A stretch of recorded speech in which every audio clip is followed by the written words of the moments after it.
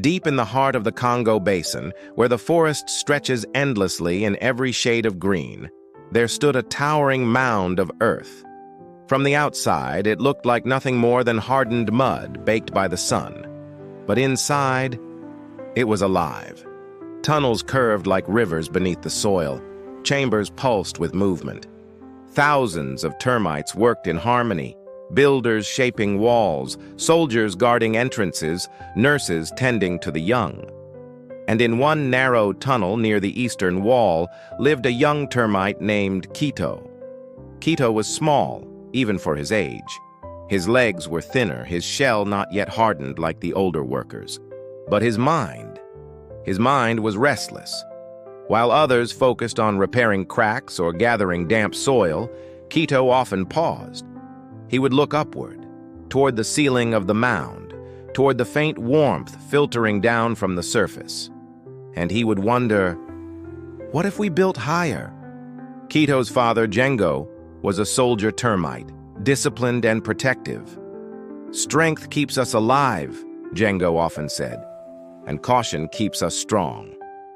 His mother, Nala, was a master builder, patient, practical. We build what has worked for generations, she would remind him. That is why we survive. Kito respected them both, but still, the idea would not leave him. The lower tunnels had flooded twice during the rainy seasons. Larvae had to be carried in panic. Walls had nearly collapsed.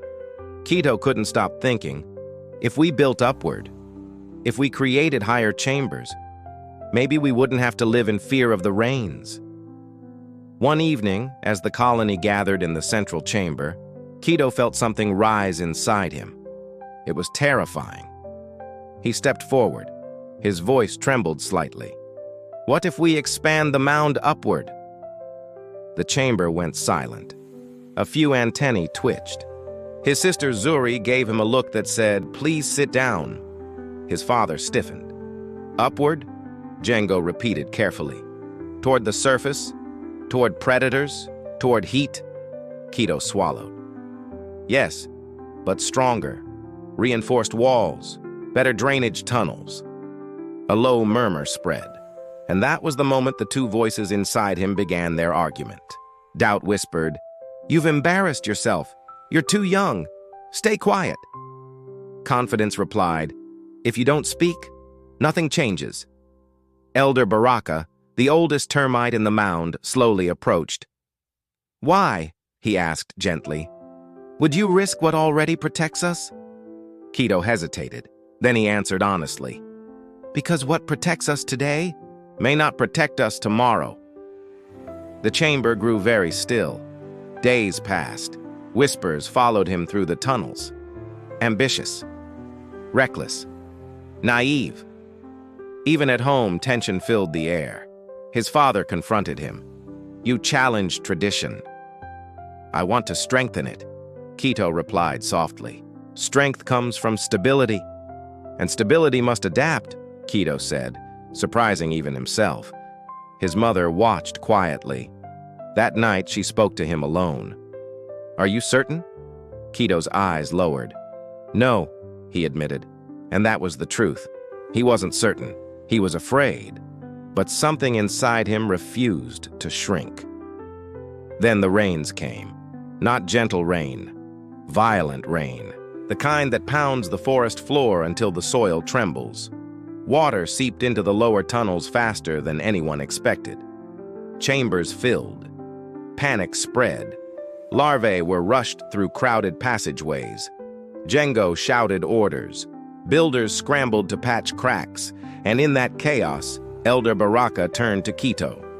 "Young one, show us your design." There was no applause, no ceremony, just urgency. Kito gathered a small team, including his skeptical sister. They began carving angled channels near the north wall, just as he had imagined. They reinforced a small elevated chamber, packing soil tightly, layering it carefully. It wasn't perfect, it wasn't elegant, but it was something. The rain intensified. Water rushed toward the mound and into the angled tunnels, Instead of flooding inward, much of it redirected outward. The elevated chamber stayed dry. Larvae were moved there. The walls held. Hours later, when the storm finally passed, the mound still stood. Exhausted termites filled the central chamber, alive. Elder Baraka stepped forward. "You were afraid," he said to Kito. "Yes." "You were uncertain." "Yes." "But you acted." Kito nodded. His father approached slowly. "I feared you would endanger us," Django said. "I feared that too," Kito replied, and for the first time his father smiled. "Then you understand courage." Years later, the mound rose higher than it ever had before.